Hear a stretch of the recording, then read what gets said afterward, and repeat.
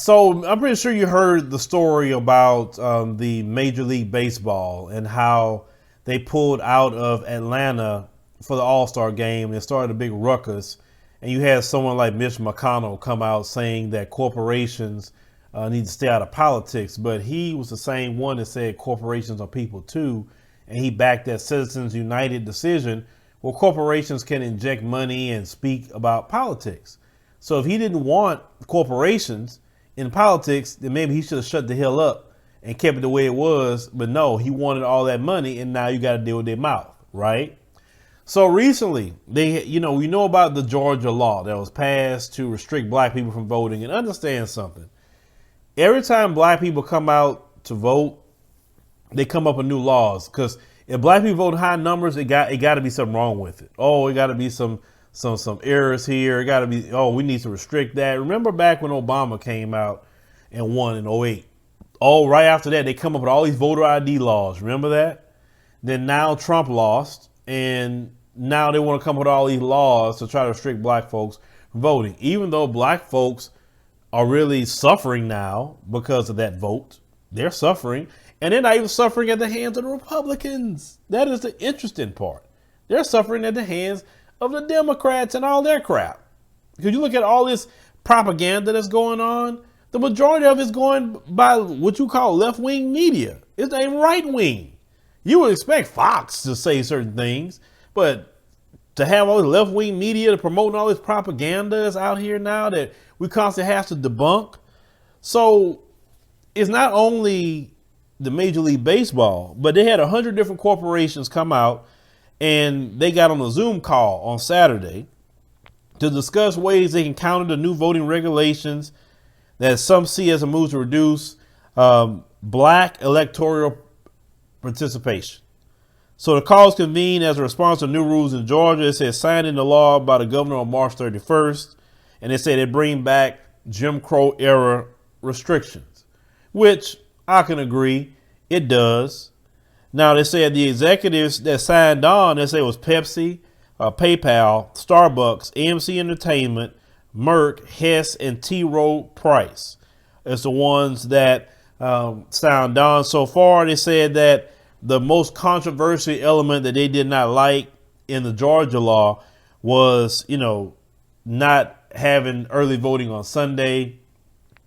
Also, if you give, grandma some water, or maybe a sandwich in a line, now that's illegal. You can't do that. You go to jail if you give somebody some water. I mean, yeah, that's going too far, right? So they say that 72 black executives signed a letter criticizing Georgia's bill, which proponents say is intended to make, elections more secure. Yeah, you're making it more secure for Republicans to win elections. Let's call it what it is. Now, they said 5 new bills with voter restrictions have been passed nationwide so far, with 55 restricted bills in 24 states being considered by legislatures, according to the Brennan Center for Justice. It's a nonpartisan law, and policy institute. Now, they said Melody Hobson, she's the chairwoman of Starbucks board, said on the call that the political unrest is bad for business. Yeah, it is. It's definitely bad for business. But some people, like most of these mainstream media companies, political unrest is great for business for them, but may not be good for you. So, what they're trying to do here, in which they're going to continue to press this issue, is that now you have Trump saying boycott certain brands. The other side say, well, basically, if you support that voter, law, we're going to boycott you. So the corporations are in a pickle, either way it go. But what I will say about this is that, I like the climate that we're in. Now, what do you say? What do you mean by that? I like when you have to take a stand on a position, right? Either you one way or the other. Now, all this, well, I'm just kind of in the middle. Middle people is hard to trust because middle people can go either way in a split second. You know what I'm saying? And what's happening in this country, people saying, oh, everything is too far right and too far left. That's good because at least you took a position. Even in the Bible, the Lord said, I'd rather you hot or you cold and not lukewarm. He said, if you lukewarm, he will spew you out. At least if you hot or cold, we know where you stand. And that's the way it's supposed to be. None of this, well, I'm center right, I'm center left. No, you're not. Either you take a position. It's just that simple. You just take a position where you at. Now, my position is in, the black community. My position is black empowerment. That's where my position's at. So wherever who's going to push black empowerment and improving the black community, that's what I will agree to. It's just that simple. I can care less about the left wing, right wing. I don't care less. All I care about is improving, black people in America, the Caribbean, the continent of Africa, worldwide. That is where I'm at with it. And that's the only position I'm going to take. And if black folks would actually take that position, then there would be no such thing as a Democrat or Republican to you. It said, no, I vote black. That's what I vote. And seeing what's going to be good for us. And if we would actually all get on that, then you wouldn't have the, Democrat Party sitting up here and say, oh, I got them votes. I ain't got to work. I ain't got to do nothing for black folk. And that's why they don't do nothing for you. Matter of fact, they got your vote and they're more hostile to you. Now they getting other groups to pounce on you now and incentivizing them to pounce on you in New York and California. So let's see where that goes. Because this is what I say with the whole thing. Yes, the black folks should take a stand against that because you don't want no one to restrict your voting rights. Let me tell you why. Your vote locally, like for your mayor, your city council, your school board, your DA, your judges, your sheriff, all of those positions, you need to be involved with that locally. You can take over a whole area if you want to strategically by voting. If you say, okay, move a certain amount of people in the area, you say, look, we're going to run these candidates. All the people going to vote for them. And that's how you take that over. You don't want it to be where you can't even control your local politics where you live.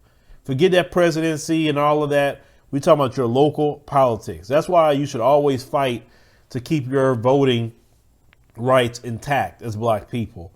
You don't let them take that away from you. You fight that to the end. Whether you want to vote or not, you still should fight for that if you're going to live here in this country. You want to have political power because if you don't have no political power in this country, you're not going to have anything. Because trust me, if you don't want political power, all these other groups that's coming in here, they want it.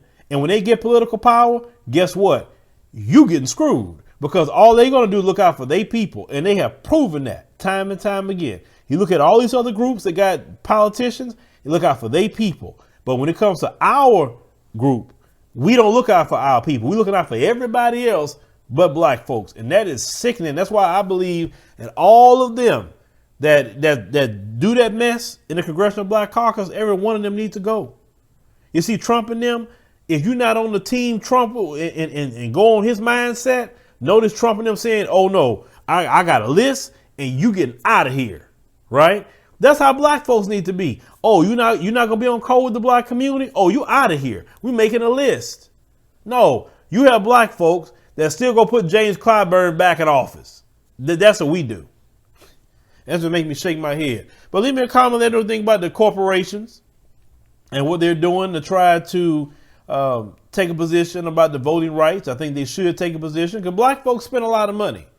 We spend trillions of dollars in this country. So we need to know who stands with us and who don't.